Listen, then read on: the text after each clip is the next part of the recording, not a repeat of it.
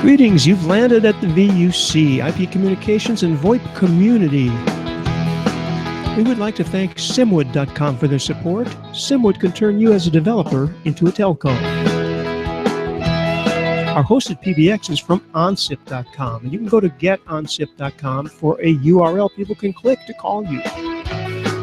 We've been privileged over the last 5 years to be using the best conference bridge on the planet.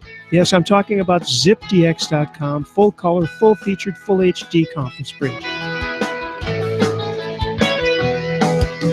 Our website, vuc.me on the webs, hosted by bluehost.com. And our worldwide local rate dial-ins are from voxbone.com.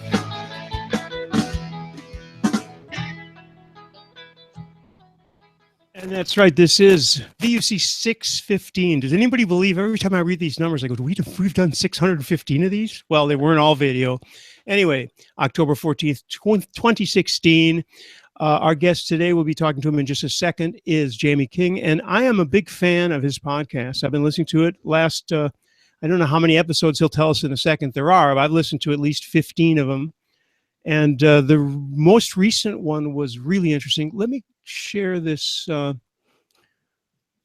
very quickly. This would be over here. I'm trying to find the exact. Is that it? No. Nice, though. Nice effect. Wow. Let's skip that one. All right. Well, we won't share, but the point is, anyway, go to that stealthisshow.com. That's it. And check it out. Jamie, welcome. Really happy to have you with us. Oh, thanks for having me. And we have a funny switching thing here where we're going to put Jamie on. There's the visual of Jamie, but he's also speaking on another computer. And you know that just like you do, we have a little thing here where we ask people a little bit about their life story in a minute or less. So how did you get into all these things before we talk about Steal This Show and your interests? A minute or less. And that was a joke. You can take 20 if you want. Okay, you're not strictly enforcing it.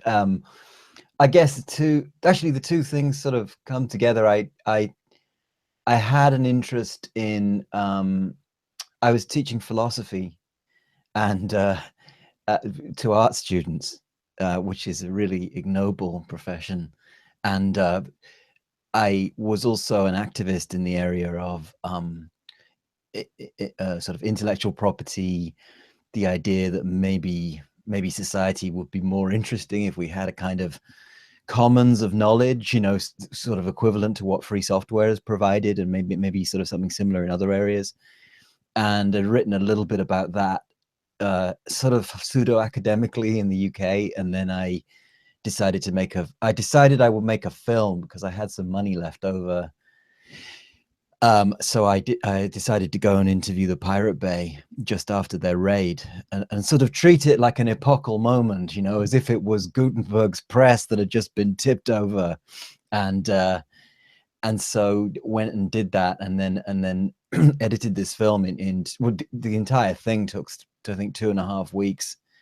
And I had no real clue if that was a good amount of time to spend on a film or if that was long, or, you know, and decided to and we released it with the Pirate Bay. And I remember saying, well, if we get, 20,000 people watch this, I'll be really pleased. And it was sort of, I think it was like a couple of million in the first 2 weeks. And then it really became a big thing. And then, so that really launched me on this, if it is a path, this path of, creating media around the idea of sharing, let's say, and around what sharing holds in terms of possibilities for creators.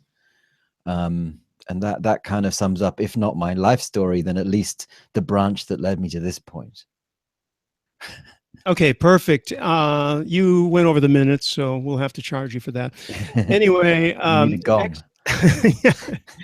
the fact is, hopefully, I mean, this may be a problem for you, but we're going to be repeating some of the things that got said on the podcast that I heard, and certainly we're going to go through those topics. I think that before we do anything else, though, we should talk about the physical layer of this as far as sharing goes, P2P, torrent, and as I kind of pinged you on NZB or NZB also, because that's something that I have used occasionally. Nothing illegal, of course, but it's something that still exists. Let's go over the technologies with the disclaimer that this is not a how-to or anything like that. So we're just going to go through the various technologies that are available, and probably start with, well, I was going to say start with BitTorrent, but start with whatever you like. So in what sense? Available to download, available for sort of audiences stroke consumers to download stuff in which they might be interested, or available as in for creators to distribute their work? Because I think Well, isn't that the two sides of both of this is the same thing, same coin? Not necessarily, because I mean, I don't think, in fact, I think no creators of which I'm aware, let's say, have made use of, for example, Usenet and or NZB files to distribute their work. If there are some, I'd be super curious to hear from them. But as far as I know, nobody I ever heard of said, you know what, I'm going to go straight to Usenet with my movie. Okay, but your guest Jim Monroe, for example, was big on BitTorrent. He said that he had torrents of his. So go ahead. So I didn't want to interrupt. I just want to say that's the exception. BitTorrent. No. But Usenet obviously is not BitTorrent. So Usenet is one of the earliest protocols that was. It was running on the internet when I first got there, which is getting on for quite some time ago now. Usenet was active and popular. I think eventually the Usenet archives got bought by Google, but it still works, if in a bit of a clunky way. But it's completely distinct from the BitTorrent protocol, which was created much later by a guy called Bram Cohen, who is now the CEO, sort of once and future CEO of BitTorrent Inc. And BitTorrent, the protocol, definitely does get used by all kinds of creators to distribute their work. And it really became big. I mean, the dates, let's say in the early 2000s, because it was it represented a sea change in the way that data was moving around the internet. So that pre-BitTorrent, if you'd wanted a file, if you'd wanted to distribute a file as a creator, you heard many stories of people racking up big bills getting their files out to audiences. And from the consumer point of view, if you wanted to download the latest, Matrix 2 or whatever, illegally, you were going to have trouble doing it because everyone wanted a copy of that file, and you were hammering some guy's server, and it was impossible to get it. And when you did get it, it was slow. BitTorrent changed that because by having this idea of a swarm in which traffic was offloaded into the swarm, and the more people there were with even partial copies of a film or piece of music, the faster you were getting it. It was like a complete paradigm change for downloaders. And as a result, I mean, this can't be overstated how much it changed things overnight for downloaders, and that's why it exploded, because sheer utility. And for creators, I think there were a few notable early examples of shows and media that was created specifically for BitTorrent. Not wanting to claim that distinction for myself, but there was The Scene. The Scene was a multi-part kind of a film, but really mostly based around desktop pictures of video of people's desktops being used, and what looked like webcam footage, kind of them working at their desktops. And it was about a group of guys who were ripping movies illegally and distributing them illegally, and that was called The Scene. And I think that was designed to be distributed over BitTorrent, the protocol, and was. After that, I'm not aware of anybody else who designed a movie specifically to be released over BitTorrent, but I did. And after I did Steal This Film, not just releasing it via BitTorrent, but also releasing it with the Pirate Bay, and got all those downloads and all those donations and so on. I think a bunch of artists after that got the idea that it might be something you could do. So yeah, for me, that's that's what makes BitTorrent, or what made it interesting, I think.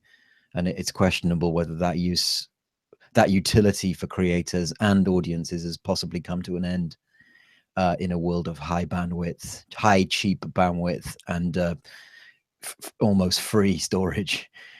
This is one of the things that you've been talking about in most of the episodes, is where the whole BitTorrent thing is going. And so we've mentioned Usenet and NZB. We're probably not that important to get into the actual technology of that, except that NZB seems to be a little less detectable. Would that be accurate? Only in the sense that it's that classic trade-off where when you join a BitTorrent swarm, whether it's a legit swarm, downloading the latest Linux ISO, or a non-legitimate quote unquote swarm downloading the latest Captain America, your IP address is exposed in a visible. Anyone who's a member of that swarm can see it, and for example, go along to your ISP and say, can we have a copy of that guy's what if you're using your sponsor, the VPN people? Right, so that's an example. So when you use a VPN, you essentially offload that problem onto the VPN provider, because the only IP address that can be seen, at least to somebody joining the swarm, is theirs. So what you're relying on is that when whoever this actor, this threat actor is, who comes in to find out who you are, that your VPN provider will say, you can't have that info, we don't provide that info. That is the same situation with the Usenet provider. The Usenet provider knows your IP. It may know a lot about you, depending on what they're recording and what they're logging. I'm sorry, this is another very important point to me, though, is that I would assume that no matter who your VPN is, I mean, I use one, you have one as a sponsor, and I'm sure many of them are well-intentioned, but when they receive something from the federal government claiming that you're a terrorist or something, obviously that's the end of the story, is it not? It depends on who's providing the service. I mean, they claim that there's no logs, for example. I find that a little bit disingenuous, in that I'm sure that if they had to know, meaning the FBI or somebody was put it this way, I thought for quite some time that privacy would be a good solid business to go into, and a VPN is something that I'd considered doing, and I decided not to, purely on the basis that, yeah, I thought that I couldn't, to my standards, honestly say to users that you're safe, because in the end, that is for anybody to make that promise, even if you ignore the detail of, like, well, do they keep logs? What logs are they? Would they start logging you if someone came and told them to, even if they don't keep logs? Even then, if you think you're making yourself safe by using a VPN, like really safe, then you're almost guaranteed to be not safe, because there's all sorts of other ways of getting at you, and I think you could say this: a VPN is good for casual downloaders to protect themselves from what 99% of the time amount to trolling attempts to extract revenue out of you by troll companies who have nothing to do with whoever made that media, and often have literally signed a deal that specifically allows them to troll you. It is a scumbag business, and there's no doubt about that. Almost everyone agrees with that. And you're only if you want protection against them, you're probably okay with one of the decent VPNs, and I think that satisfies most people's needs, and most of the time. But of course, if you're a technologist or a security person, you will quite reasonably retort that you're centralizing the risk at a central point of failure, which is the VPN provider, and it's a honeypot. And so, you know, you have to be aware of both sides of the argument. But I think that for most people, most of the time, I mean, I'm not advertising private internet access, but it's almost certain to be good enough for most people most of the time. Right. And also, I would like to talk about the P2P, and I'm going to bring Tim Penton in, but not this minute necessarily. But I just want to warn you, Tim. We'd like to talk about the CDNs, the P2P CDNs, because we're going to talk about peer-to-peer. But before we get into all that, particularly, Jamie, I wanted to talk about some of the interesting concepts that your guests have brought forth and that you've been able to get out of them, some of the declarations about piracy, because piracy is one of the big topics I'd like to talk about today. And piracy meaning, obviously, downloading the latest Batman versus so-and-so. And you've had many interesting discussions. And one of the things you mentioned was somebody cited a former Disney executive saying we love piracy or something. And then, you know, Disney obviously wasn't, maybe wouldn't be thrilled with that. Your point was well taken about discovery, but I'd like to go over that again. And particularly, I'll repeat one thing that I heard, and then you can take it, which was that often there are many free copies of media. Let's take big time like Disney and Warner Brothers and all that. There are many free copies that are sent out of media. There are many preview things that people have access to online, TV reviewers and so on, movie reviewers. And a lot of that probably does end up as torrents, actually, the ones that aren't marked as such.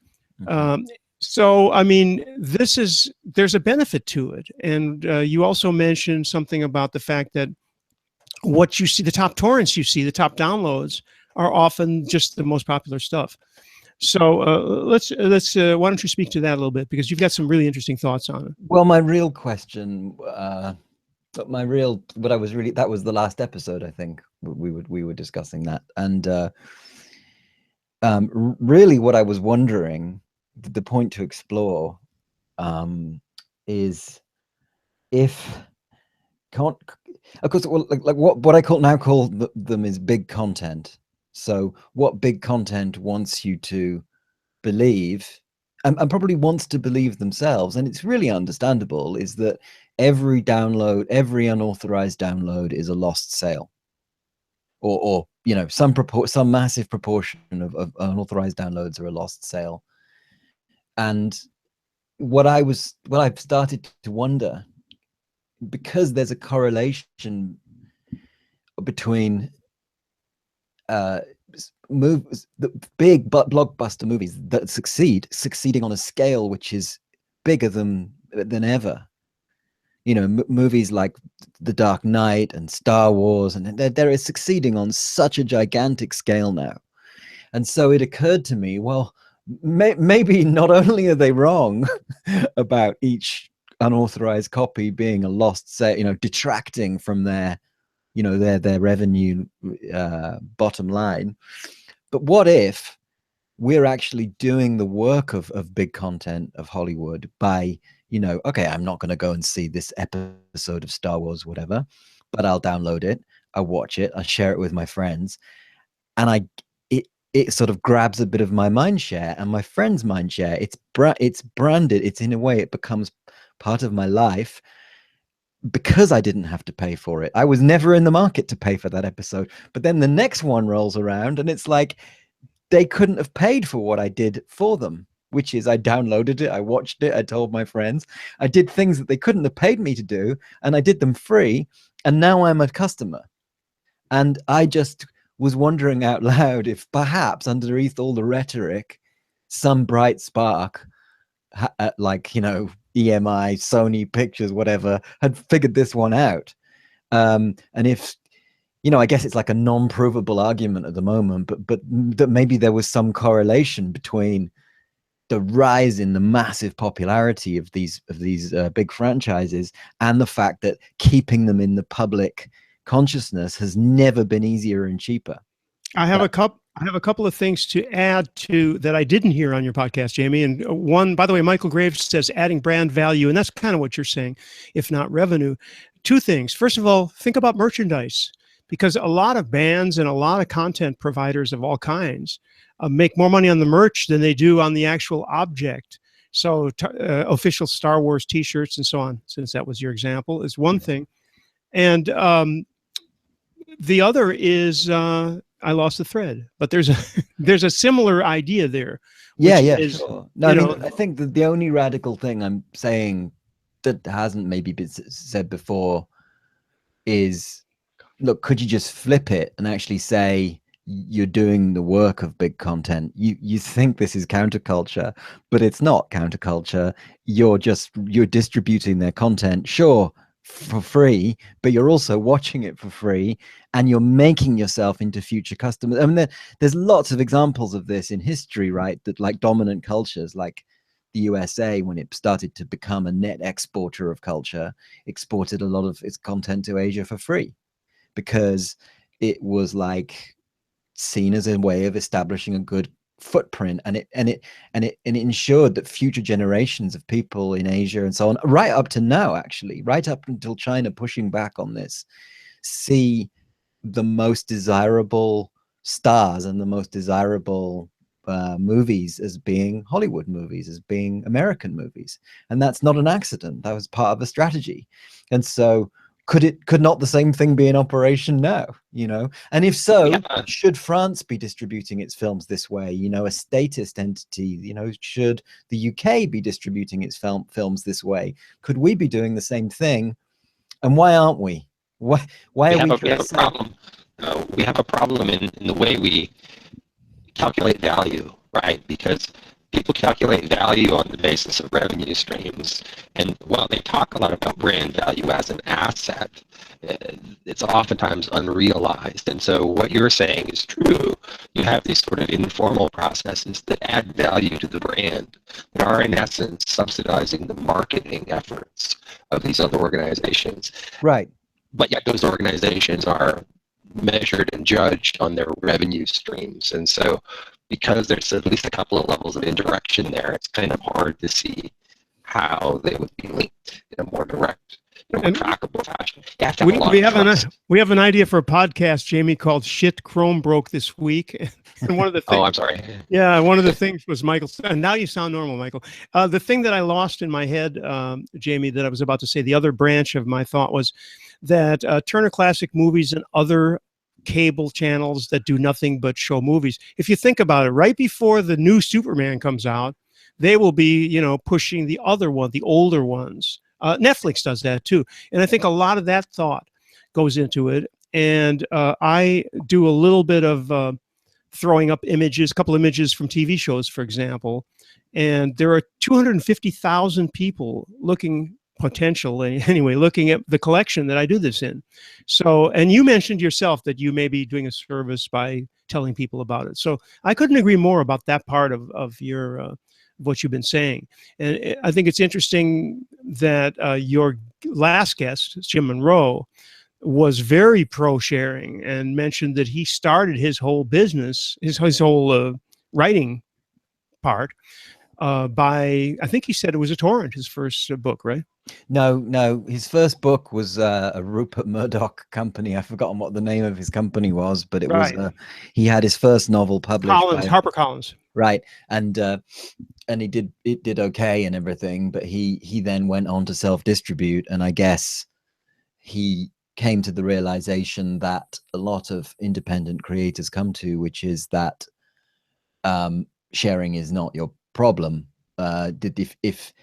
If you've got, you know, I mean, I've got to say I'm guilty of having squandered the vast majority of the people who downloaded Steal This Film 1, 2, and 2.5. I was so vehemently against all that give us your email shit, that kind of like, put your email in here and I'll bother you 3 times a week about, I just didn't want to do any of that stuff.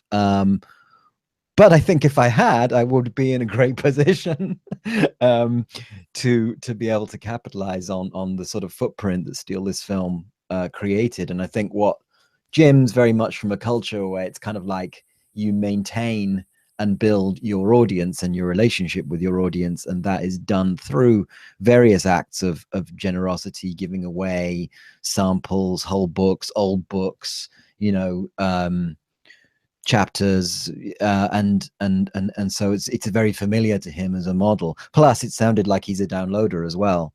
So I think, for someone that I suspect is not, I mean, I don't want to speak for Jim, but I suspect isn't watching a lot of mainstream stuff, the internet and torrents are also a really important way to get to, especially now with all the indie cinemas closing down, massive consolidation in the media.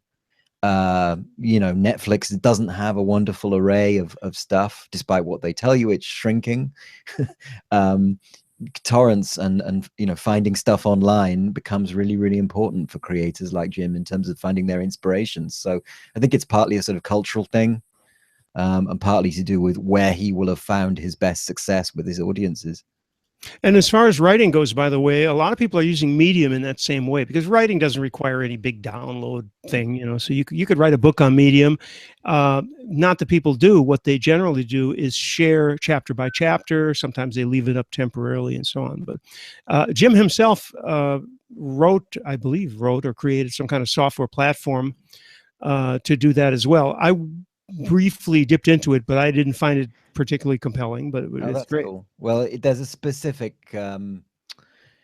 story behind that, which is that there's been, I mean, I don't know whether you, obviously you're sort of familiar with Dungeons and Dragons, and I don't know whether you're familiar with those early choose your own adventure books where you used to flip through and choose branch points in the narrative by flicking to certain pages. They were kind of cool, and kids like those. I grew up with those kinds of books, and essentially what Jim's doing is enabling a specific narrative form, which used to be called hypertext.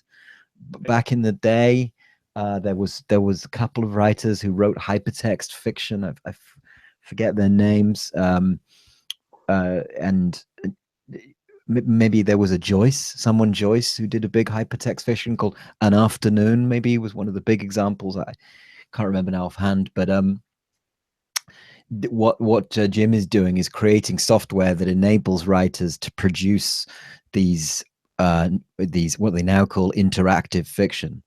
And the advantage for writers might be that those are seen as games by audiences, so you can get your way into games, the games world, while being a lowly writer without you don't need to code, and it's something that is people they play it like a game rather than thinking about it as a book. So I was just kind of interested, in the sense that it maybe opens up new possibilities for creators.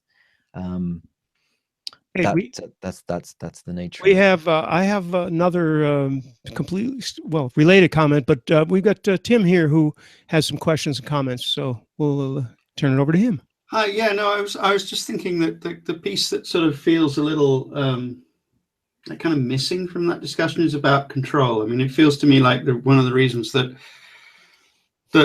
big media is so anti-torrent is that they're not in control of the distribution. They don't feel like it's in their hands anymore, and that prevents them from adding advertising to it, which in addition was one of the reasons why it took off, was that you didn't have all of this. I mean, I still, every time I make the mistake of putting a DVD in a DVD drive, I have apoplexy at being forced to watch an advert for a movie that I have already seen and don't wish to see again because it was crap, but I can't skip it.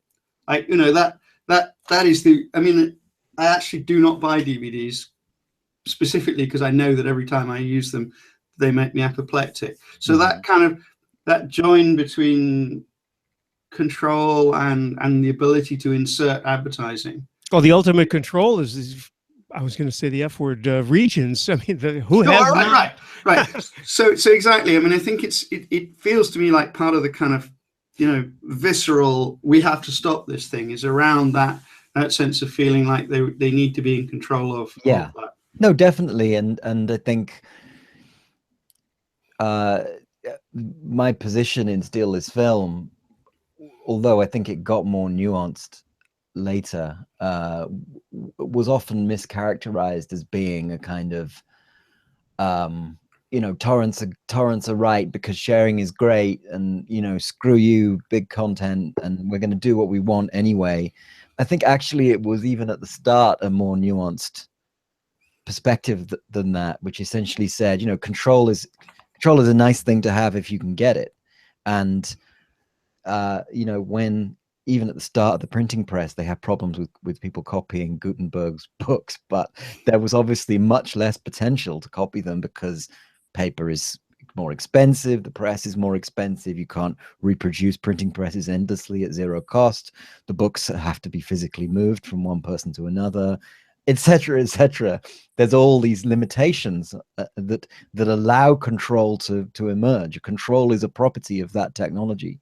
Whereas, you know, you can take the books and lock them up in a warehouse and they won't magically multiply into 10 million books while you're not looking and shoot off to everyone in Paris to be read. So clearly control is something you can expect. And if someone breaks into your warehouse and steals all your books, you can say, that mustn't happen again. Let's get bigger locks and so forth. And that's all, I would say that's all reasonable. And my point really with Steal This Film and from then on was, well, what happens if something changes in that world that means the books can suddenly multiply from being 10,000 copies to 60 billion copies in the twinkling of an eye, free?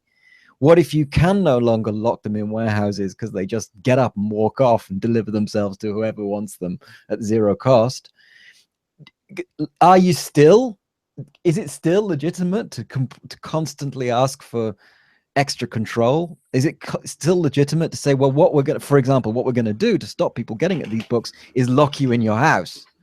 We're going to lock you all in your houses and stop, you know, or whatever. We're going to keep asking for more and more things. And you say, no, the fundamentals of the world changed around you and they make the kind of control you had previously impossible. And in order to instantiate a world in which you get that control back, you're essentially going to have to produce something that looks like totalitarianism.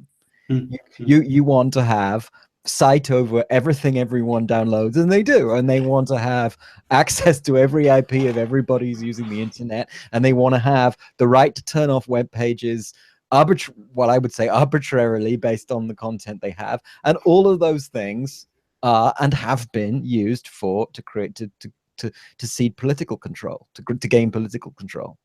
And so my argument wasn't really, well, whether it's right or wrong that control has gone, but that it has, in some fundamental way, the conditions that produced it have changed. And the only elegant way to respond is to ask, well, how can we fund culture differently then? Well, and that brings me to my other thing, which was like really interesting experiment in kind of played out in this space is the BBC and iPlayer, because iPlayer originally was a P2P torrent technology, and that didn't take off because it didn't need to. It didn't have there was no advertising to avoid. It was like, you know, it was free to download anyway. So like kind of a couple of the P2P drivers weren't there, and it was actually worked fine if you just ran it in a browser. So they kind of got pushed into the direction which they hadn't, you know, I know some of the people who were peripherally involved in that, and they thought that it was going to be a torrent solution, and they built this torrent solution, and not so much. Yeah, I don't know why. I don't know. I can't think of a reason that they would have done that except to offload, which could have been quite a big reason, could still be quite a big reason to offload the costs of distributing the content onto the people of Britain. Because one of the fun ways that I always thought, looking at Steal This Film and the fact that it reached however many million people and didn't cost me anything, and the same with the platform I created, Vodo, to do the same thing for other creators, was that you're leveraging the latent unused value in people's domestic ADSL connections. So you've paid your $40 a month or your £25 or whatever you've paid for your, you know, up to 40 megabits and your, you know, with your cap or whatever and you don't use, and most people don't use it. And suddenly you're saying, oh, could you put this to work on behalf of, you know, Steal This Film or another creator? and that's it. It's not actually free. You're just leveraging sort of unused bandwidth, unused capacity that that people have already paid for, and the BBC may have had someone thinking along those lines. You know, we don't need to. Why do we need to pay for a massive data center and give all that money to Amazon when we could just like download the client to every household that wants it and have them share it? I mean, I think that was a big piece of it, and I think also that they, you know, it was a more interesting technological way to do it. I think there may well have been an element of like, hey, this will be more fun. Yeah, and there was like a discourse. I mean, not that I know the BBC very well. I did consult a little bit on the charter renewal. But other than that, I think that there was some elements at that time in the BBC that were into that whole Creative Commons sharing, open source. BitTorrent obviously is an open source protocol. So that would have been something they would have been able to access. I don't know whether they used BitTorrent or whether they were using something else underlying it. But so I guess the culture was there at the time, and I don't know why they stopped using it. And maybe you do, but seems to me that it would have been at least some of the same reasons that I thought it just got less interesting as a protocol, which is that bandwidth just got a hell of a lot cheaper and storage got a lot cheaper. So at some point you say, what's the point? Like, what's even the point of downloading something anymore? Like, you know, most things that you want to see, you can stream them. And you don't even care anymore that something is 750 megabytes. 750 megabytes, and compression got a lot better, you know, a lot better. So the new HEVC compression is like, and now it sounds like an episode of Silicon Valley, but it's squeezed files down so much that those basic conditions have changed again. We're in Piper land, are we? Is it still a requirement to be in the United Kingdom, have an IP from the UK to watch using the BBC player, or what's the story there? Because you can use the VPN. Well, I mean, obviously, and I tried it, and it did work. I mean, I got all that stuff working because it's just fun to do that. I never did pursue much of it. I'd like to, unless somebody wants to continue this, I'd like to move to an adjacent topic, which has to do with how people are going to finance this stuff and the future of it, because we've talked about, or you have, I'm sorry, on the podcast, talked to people about ads. And again, the latest guest, Jim Monroe, mentioned financing with ads. Now, when I go to the United States, I occasionally turn on the TV where we stay, and generally television that's non-cable has become like, if you watch something like NYPD Blue, which is a 42-minute, they're all about 42, 43 minutes long. They're in an hour space. There's a commercial every scene, and they're made for that. So that's, you know, all well and good, but they're completely unwatchable for me. So the only other solution is, in fact, to look at downloaded files or stream them somehow. Although streaming has some ads, less. But what's the future? I mean, because there's ad blockers, there's all kinds of ways to get around this. So how is this stuff? Is Patreon going to be the ultimate solution? I mean, that works for a podcast, but it's not going to work for anything. It's not going to scale. So where is this thing going? Yeah, I mean, I'd be lying if I said I know the answer to that. I think there were too many things that I didn't see coming in this space. You know, I started Vodo before Kickstarter, and I honestly never believed that people would just stump up money for something that didn't exist yet. At that point, I was thinking, no, quite clearly you need to have made something before people will give you money for it. Who would believe somebody who's, and I was 100% completely wrong. People prefer to give money to something that doesn't exist because they can't yet see its limitations. And that just had not occurred to me. There was also the whole thing of Patreon. We had a Patreon-like function on Vodo at one point. And again, I didn't believe that enough assets could be delivered by creators to audiences such that you could make an audience feel that they wanted to support that person. But I don't think I predicted the degree of what's the word I'm looking for? Depersonalization, but the way in which all relationships have become mediated via the internet to such an extent that it's now completely normal to believe that you could know someone through a web page. I mean, obviously, you could say, yes, I've got a deep, intimate connection with this artist because that's what you have on Facebook. So I keep missing things all the time. So you should not ask me what the future is because I mess up all the time. But in fact, what's interesting is the next show of Steal This Show, which we're editing at the moment, is with two guys who've got a startup in this space. It's called yours.network. And they are, I mean, they are trying to use Bitcoin to remunerate creators, sort of microtransactions. So it's a similar space to something like Flatter, FLATTR, which was started by one of the guys from the Pirate Bay and a couple of other dudes, and that was microtransactions. And their model, I don't know how much you want me to go into it. Stop me if it gets long, but their model is interesting because it essentially says we would both get rewarded as being the creators of our respective shows if we posted them on yours network. But equally, someone who finds one of the shows, and says, hey, this is a great show, and posts it up, they can get a reward if that then goes on to be rewarded by other users of the system. So it's kind of like a sort of benign Ponzi scheme. They would hate me for saying that, but like I'm not one of their I'm not them, so I can say that in the nicest way. It's kind of got Ponzi elements to it. So that solves the problem of how do you get people to give a shit about new content, about new stuff that they haven't been told to like by someone with a lot of money. And of course, one of the ways is you can create a kind of entrepreneurialism around it. So it's like, I found the latest episode of Steal This Show, and so that's a fun thing, and we'll see how that one pans out. Actually, haven't there been a bunch of networks based on certain things that you can do and you gain points and so on? I think that's not super new. No, I don't think it is complete. No, I don't think it's new. I mean, obviously we're at a phase now, and sorry guys if you listen to this, I don't mean this in a mean way, but a lot of things are being reinvented with like blockchain stapled onto them, and that is look, the truth is, the honest truth is, I don't think there's any way to magic us back to the situation where, okay, the situation never existed that all content creators were getting paid fairly for their work.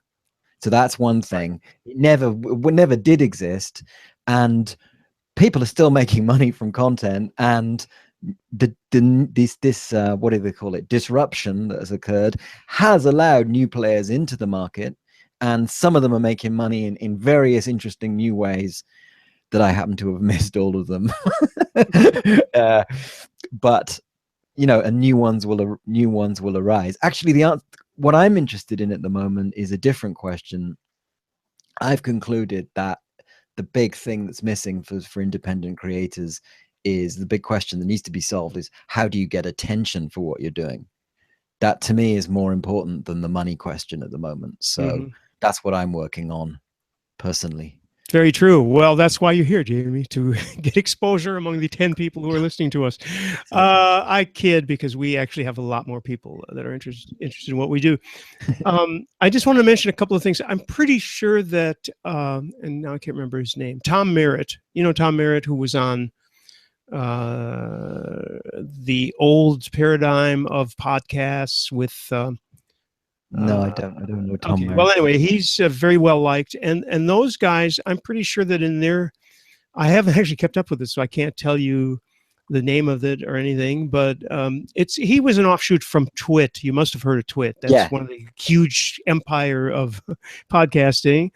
And Tom Merritt was one of the more personable and very clever guy. And anyway, his newest show is on Patreon. I'm pretty sure that they have several thousand a month coming in to pretty much help them finance. I don't know that anybody's, buying Mercedes or anything, but should they? Should they? I think. Look, there is a great model, like having a Patreon and doing a serialized podcast. That's brilliant for podcasters. Like I would give it. I've got a sort of desultory version of that going on stealthisshow.com where people can subscribe, and we'll name check them on the show, and then try and figure out some goodies to give them as well. Don't know what those are going to be yet. Got a few people subscribing. Why not? That's a great model. I think that's workable. I don't think it's workable for making Spider-Man movies. No. Probably, but that's okay by me. I don't think, and because the Spider-Man guys, as it turns out, they're okay. Yeah, because you know, we're all downloading their stuff and filling our minds full of superhero tat, such as that we adult babies who are only too happy to go and shed $10-12 to go and watch, you know, more Spider-Man or Wolverine or whatever. It's been a great success, you know, for them. Have you looked at how people like Pando are trying to do reporting, and how they're trying to get paid for that, and you know, this sort of just basically experimenting with subscription models, but still trying to kind of leak out word of mouth and this kind of stuff. It's interesting. I mean, you know, it's the money side of this question. Like, how do they get paid enough to send reporters to stupid places without having to take sponsorship directly from the people they want to report on? Totally, but again, it's another of those questions that isn't as simple as it looks, in the sense that, you know, what did we have before this era, or the era into which we're entering? You know, we've had a press where the vast majority of what we're seeing is controlled by PR agencies, either for governments or for corporations. And I know this because when I started trying to do a startup in the kind of news space, this is ages ago, and we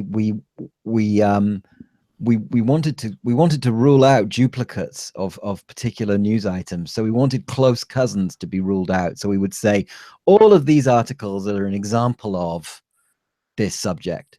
So we did little script that would analyze similarity, and we discovered that, like, in a given day, every single paper was 70% similar in terms of the words that were in there, and there was no exceptions. And you must know about this stuff, right? So there's this guy Nick Davis who wrote this book. I think it's called The Flat Earth News. He's a really great British journalist, and you know, really worth looking at if you want to be shocked about what the state of news was before and how news was funded before, and the fact that there was no functional fourth estate. I mean, before now. You know, whatever we had been captured. And so when you're thinking about, oh, well, how can we fund, what you're asking me is, how can we fund an idealized notion of what news was? It didn't exist. You know, he points out that, for example, none of the big TV stations, actually, most of them didn't even have stringers in most of the key locations in the world. They just faked it. They would just fake it by having them stand in front of a minaret or whatever somewhere. And do you know what I'm saying? Like, it's that thing about, yes, we should ask, how can we fund quality journalism? But at the same time, we should realize we weren't funding much quality journalism up till now. I mean, I think that's true to an extent, but I think what you're maybe eliding from that, and true for the national press in particular, but I think maybe less true for the local press, which historically had this huge pile of money from classified ads, which they could then spend on people to send to council meetings and you know, cover local stories. And now that economy simply doesn't work for them. And I think in that space, which is actually more amenable to the kind of thing you're talking about of being like, well, not citizen journalism, but you know, actually local news wanted by and provided for and by and around local people, that actually you could imagine some kind of construct in the way that you're talking about that would work for that people would, you know, subscribe to the local newspaper because they wanted it to come to their school sports day, or you know. And I mean, it was a function that newspapers used to cover, and that's by the way, not to go on about Nick's book, but I don't know Nick, by the way, but there's a long section about Nick Davis about the demise of local reporting, and it's not because of the internet that happens. Hasn't Twitter pretty much replaced that anyway? The problem with the Twitter and not the Twitter, but the Twitters, I should say, and all of the various things that you see from people who are even on a scene. Suppose there's some incident someplace, but I mean that reporting isn't checked, and it isn't any more accurate than mainstream reporting. So it's quite a compromise. But at least it isn't supported by vested interests in general. Although you have the subjectivity of the person reporting, and also their own ignorance. If somebody's at a shooting, for example, they're only seeing one part of it. They're not up in a helicopter. But so we've gained. It's like 2 steps back, 2 steps forward, and 3 back, maybe. Yeah, I mean, I think Twitter is like many steps forward. I'm a bit, in terms of Twitter as a source for breaking news, opinions, you being able to delve into the weird bubbles that exist. For example, this whole neo-reactionary alt-right thing. You Right. can just dive in and get a look at what these lunatics are talking about, and it's like, that's amazing. There was no way you could do that before. I think that with the local news thing, it was mostly Craigslist that decimated them. Not I mean, that's still an internet startup, but it's a funny one because it's kind of like an un-internety internet thing. Yeah. Because but still, yeah, it's not like any news source came in and replaced local news. It's just that their revenue model disappeared, and so classifieds don't work anymore. Jamie, on this topic, there's a book written by a comedian named Jimmy Dore that is called "Your Country Just Isn't Into You That Much Anymore," or something like that. The point being, anyway, it's about the history of media, and basically, I boil it down to a couple of sentences. You may know that on Sunday morning there are shows like Meet the Press in the United States, and Meet the Press continuously has, even to this day, their guests are people like Dick Cheney, who for the average person, particularly left-leaning, is what is this guy doing even? Why are you giving him a microphone even? Some people would like to see those guys on trial, but that my point isn't political here. It's simply that the sponsors of these shows, if you watch them even for 10 seconds, there's going to be a commercial, and the commercial is going to be basically government contractors. Yeah.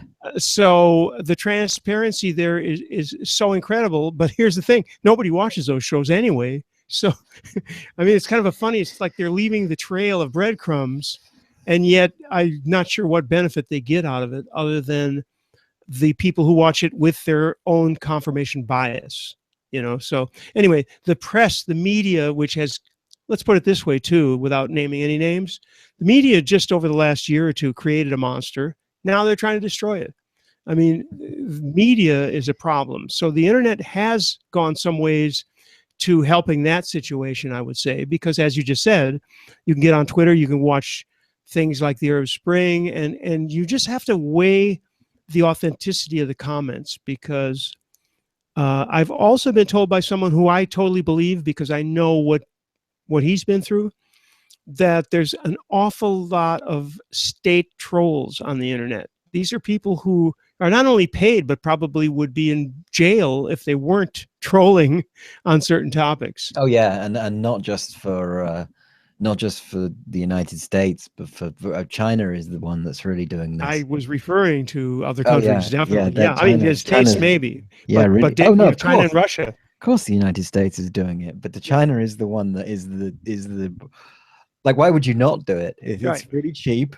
You could probably hire these people via Amazon Mechanical Turk. Or it's just like spam. And in fact, probably somewhere there's a guy or girl inputting both conservative rhetoric and Marxist rhetoric at the same time. Like what? Going like, oh, hang on, what have I got to put in now? I've got to go for the switching from neo-reactionary to because that we in some center somewhere where it's like, no, we give good rhetoric. It doesn't matter what side. That's what we do. So yeah, for sure that's happening. But I was just musing on this morning. I probably haven't got very far with it, so apologies in advance. But it's kind of odd to reflect that with all of the things that Silicon Valley and the kind of Californian, what would you call them, libertarian progressives, all the cant about how much access to information is going to improve the world and make it, like, even for the Ayn Randian ones, like more rational, you know, like. But what's actually happening is the inverse. The more access there is to opinion and information, the more we're entering into this kind of black, unknowable, what was that medieval theologian, the cloud of unknowing, you know. We're moving into this unknowable world in which it's like, oh, well, was 9/11 a put up job? Well, have you got 7 years to investigate this? Because, you know, otherwise just pick your answer. Did OJ do it? Well, we got 17 books, 6 films, plus 10 forums, you know, the disappearance of you know, making a murderer guy. Like, did he do it? Well, I've now got 200 pages of evidence for you to sift through. WikiLeaks, like, you know, illegal invasion of Iraq, WMDs, did Saddam Hussein have them? Well, there's a 1,000-word report leaked by, and there's Cheney's emails, and then there's you literally reach this point where you can't know anything. I'm still working on what the ending of Lost meant. Right, and that too, and in that world, someone like Trump can do really well because he knows that you don't know anything. He knows that your grip on reality is extremely tentative, and he can come in and say, that's not true. I think this is going to happen. China. And sort of, he just has that boldness and that assertion that people can just grip onto and say, you know, I'm ontologically insecure. And this guy at least looks like he means it. I mean, it is like that banal, isn't it? You know, I told you I hadn't got very far with that thought, but that's the gist of it. No, that's an excellent thought, and it's a good thought for today because this is how there's just so much talk. There's so much noise about the election, and believe me, I mean, I already voted. I'm hoping it'll be counted. I haven't seen that confirmation yet, but I'm so sick of seeing. And I have begged people on the social media that I am on. I've told people, stop publishing those things. I don't care who you're for. It doesn't matter. You're just playing to confirmation bias. Whatever you're putting up there just looks like the right thing to everybody because they have this confirmation bias and they read it as, hey, that's great. You know, whatever he or she said, one side will go, that's horrible, that person should be in jail, and the other side goes, hey, that's fantastic, I want that person. And maybe even one step more idiotic than that is that we're so overloaded with information, you know, just so completely overloaded and unable to form opinions on anything, that the more you see a creature waved in front of your face, the more you see that puffy-faced orange baboon-looking, not to be mean to baboons, awful thing wobbling around in front of your face, it's like brand recognition, and your hand is more likely to like jolt over to the Trump box, you know, like a sort of, you know, because that's how dumb we are. And it's like, you know, all the things that were supposed to make us clear, like Elon Musk and all those people quite clearly believe that the apotheosis of human culture is going to occur when we're completely connected to the internet. Like, with a straight face, he and his other nerds are talking about that the one barrier between us and becoming superhuman is a faster pipe between our brain and the internet.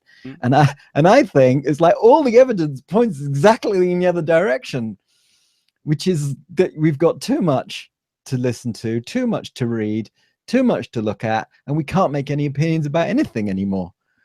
So true.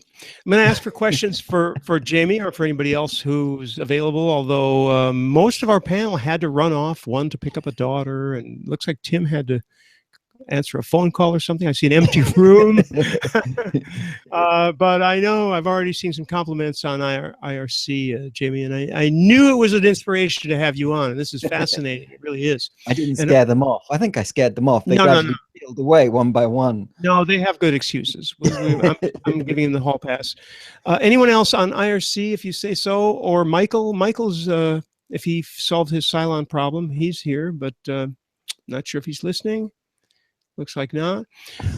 There was actually an interesting point that I know nothing about, which is YouTube Red. When we were talking about monetizing and so on, And I know what it is. Being in Europe, and you are too, so we don't necessarily have access to that yet, or it's brand new.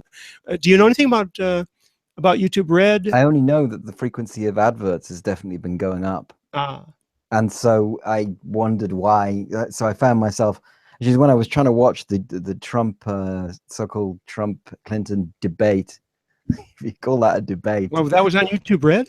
No, it was just on YouTube, but I was trying to Ah. watch the debate, and it just kept interrupting every 3 minutes with Wow. an advert. And then I thought, YouTube didn't used to do that. No, And then they I didn't. realized, like, they've inserted the adverts to make you trade up to what they're calling YouTube Red. So it's like, Right. oh, we've now made our product more annoying, and if you want it to go back to being less annoying, you can pay for YouTube Red. And I assume that they will sweeten it, and that they will then start using the revenue to start acquiring content that they will make gradually try to compete with. Maybe they will start to try to compete with Netflix. Speaking of Netflix, Jamie, one thing, and I meant to insert this, and somebody else said something. We were talking about Netflix. Netflix's movie catalog is pretty abysmal. Their television thing is variable, a little like Hulu. But one thing I do like, I am a Netflix subscriber. I did subscribe to Hulu Plus for about 10 seconds, but I didn't find it worth it. But what I do approve of with Netflix and would like to push for is their original content. Admittedly, it's not all great, but they do enough good stuff to me. I feel it's worth the $9 or $10, whatever it is a month. Like the HBO model. Yeah, and I also am on HBO, even though legally I'm not. Well, according to their rules, I shouldn't be seeing it over here. Of course, I watch it on our vacation place because I use my laptop there. Point being, though, this is a model that does work for me. And if you choose, because look at how narrow, in a sense, particularly HBO, they're very high quality. Most of their shows are things that I would watch, not necessarily every single thing I'm passionate about, but they have a pretty good signal to noise ratio. Netflix, I don't care for any of the stuff that they just happen to have. I don't watch any of it. Something like The West Wing, I just bought the DVDs years ago and I've watched them 70 times, but as far as their original stuff, they have produced a lot of good, I think more than enough for the $8 a month or whatever it is. So for over the year, if you look at it that way. Yeah, so, and it's also a tactical thing for them because the obviously the original content they own it, and so they get to choose how they distribute it. And that the real issue for Netflix and what's going to be giving them trouble is they are essentially, they and Amazon Prime, and maybe to an extent Vudu, are fighting a battle against the way the business used to be done in terms of acquiring and distributing content. The way you used to acquire and distribute content was territory by territory. And so when you would buy, you would go to a content aggregator, a sort of either a studio or a sales agent that had acquired some bunch of stuff that had been made, and you would acquire their content for a specific territory. And of course, what Netflix and Amazon Prime and the rest of them want is global rights. They just want to be able to show it to everyone because it doesn't make any sense to anybody anymore except those incumbent actors that things should be siloed territorially. And so what the game at this stage is, can they amass enough of the audience, enough of the global mind share that they can go to those incumbent actors who are of course immensely powerful and say, look, just distribute it to every territory all at once.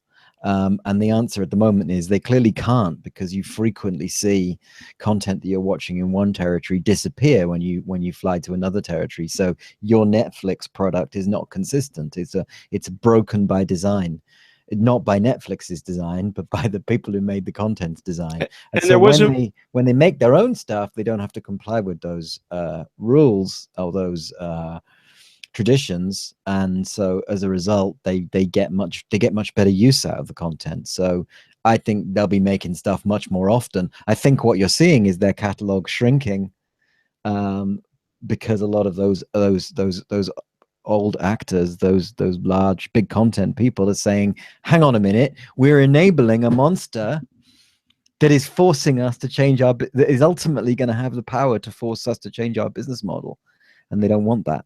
So Well, I would I think expect that to see more content from them. I do think that the dinosaurs are going to have to change. It may not be tomorrow, but this all is going to move that way. There's probably what should be maybe the last question, because we need to do another one of these, Jamie. We'll do it whenever you're ready. Okay. The question is about Netflix releasing the whole season at once. It is an interesting thing that both Netflix and Amazon, I think, some properties, they just dump the 10 or 13 episodes all at once, and I believe Amazon does that sometimes, and sometimes they deal them out one per week. Any opinion on that? And also, second part of that question is what would happen to broadcast TV one day? Will that happen on broadcast TV one day? That I don't think so. Or will it still be weekly shows? I think broadcast will always be weekly shows with ads. But what about this whole season at once? Do you like that? I mean, as for me, I think binge viewing, if it was Netflix that started binge viewing, that would make sense, because I think that they're a very internet-y company. I think that they have internet-y instincts and backgrounds rather than being TV people. And certainly there was an early behavior amongst pirates to download entire seasons of shows, or 3 seasons at once, and then watch them continuously until you were sick. That was something that people were doing.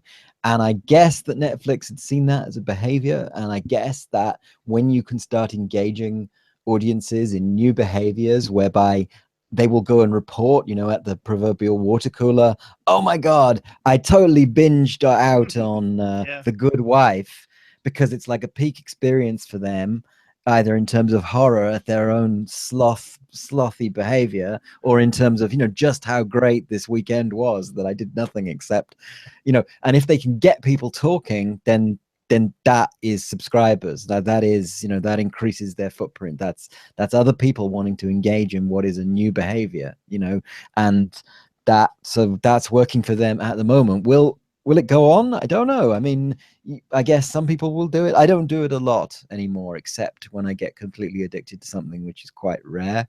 But then I'm watching a ton of shows, so I kind of can't do it, because otherwise it would just, all my viewing schedule would be decimated. In terms of broadcast TV, I don't know. I think they've done stuff like that in the past. I think there's been marathons. Those are reruns, though. Right. Yes. In terms of doing original content, it doesn't really fit with the broadcast model, does it? Which is to extend and sort of eke out as much value as possible from the tiniest shred of content that they've got, especially in the States. I mean, more and more broadcast TV just looks like a wasteland. I mean, when you actually turn it on and look at what's on the channel, firstly, it looks idiotic. I can remember going in for a meeting with a friend of mine who's now one of the bosses of Channel 4 television in the UK, and he's a great guy, and he's smart as well. But then he was saying, I was saying, there's no reason anymore. Why don't you just sell Channel 4's bandwidth, just sell their frequency that they are allowed to transmit over, sell their digital chat, and just put it all on the internet and let people watch whatever they want whenever they want. And he turned to me and he said, it's still really important that everyone watches the news at the same time. And I was like, really? Like, you really think that that's important? But in a way, it's an interesting thing to say, because it reveals what is maybe the last remaining function of television, which is that it provides a synchronicity that we can all time ourselves around, that we all sort of get synced to what did Twilight Zone call it? The horizontal and the vertical. You know what I mean? Yeah, except that those of us, we're on different sides of the world, so that's not gonna. We're not gonna be. I can't go join the tweets unless I stay up in the middle of the night. No, right. I had find a way to see. No, I did. I stayed up till 3:30 in the morning to listen to the second debate. Oh, I can only take those digested by somebody else in a little bit of a. Just one final thing about the dumping of the episodes, by the way, that Jungle Boogie on IRC asked about, which is that it does make it more convenient. You can watch something that's timely when you're going on trains and planes, which is a lot of my use. And Jamie, a lot of when people first started talking about mobile, they were talking about, well, does it work on mobile? Does it work on mobile devices? The question isn't the device. It's the question about mobile is where you are. So the ubiquity, having your phone with you, and my phone's big enough to watch. I watch movies on it. I mean, it's a 5.5 screen, and it's fine for me. I'm happy with it on a train. So the binge watching aspect, it isn't so much binge as just having the collection. Of course, obviously, I could just wait a season or whatever and grab the torrent that has the whole collection. Same thing. It's just a question of being timely. Anyway, I'm going to let you have the last word and remind us it's stealthisshow.com, and anything else you want to mention, go ahead. Sure. stealthisshow.com, and the latest episode, which is episode 3, I think, of season 2, where we've kind of broadened out the focus a bit. So we're no longer looking just at, quote unquote piracy and sort of practices around piracy. Now we're looking at how peer-to-peer is affecting society across the board. So what are the promises and perils of peer-to-peer? And so we'll be bringing in a whole bunch of people around technologies like Bitcoin, blockchain, other aspects of peer-to-peer. And so we've got 2 guys on the next show talking about rewarding artists with Bitcoin. And that'll be out Monday or Tuesday. So I hope anybody who's interested will tune in, turn on, and drop out. Yeah, and then sign up to the mailing list. Okay, well, I will definitely be there. Sign up. I'll definitely be there, and we need, when we need to do a thing about Bitcoin one of these days, and when we do, we have a bunch of people who are interested in that. When we do, maybe we get you back on. At any rate, I'm very, very pleased to have discovered the podcast, and I'm glad that you were able to make it today. And I do sincerely invite you to join us again any other time you'd like on any topic. So if you see a topic go by that you think you can contribute to, by all means, ping me, or I'll ping you. Either way. Yeah, sure. That would be great. Thanks for having me. Appreciate it. Thank you again, Jimmy. We're going to stop the broadcast. And I don't see Tim Panton, and I wanted to get into P2P CDNs because I don't understand how that could be a thing. He'll tell us about that next time, I guess, because I see an empty room. Let me show the empty room. Here's Tim's room. You can see the Starway stars. That's an IoT thing that he does. And they are blinking, but no one is controlling them. Anyway. So we're off the air now. Well, we're going to be in 2 seconds when I hit this stop, okay? So thanks again, Jamie, and we will see you all next week. We're going to go to the mature audiences only segment right about now.